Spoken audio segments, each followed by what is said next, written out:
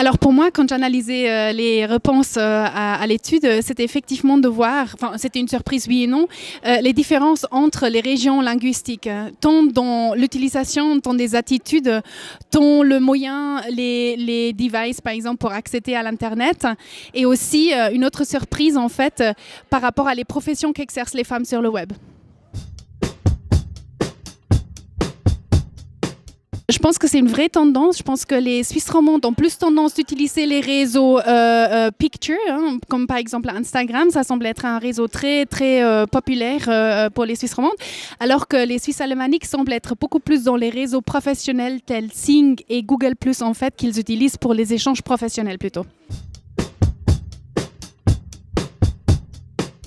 Tout à fait. Ça, c'était vraiment une révélation, en fait. La population expat, disons, ceux qui s'expriment en tout cas en anglais, sont ceux qui sont les plus longtemps en ligne, qui sont les plus connectés, qui papotent le plus, qui utilisent plus les blogs aussi pour leur carrière, donc professionnellement.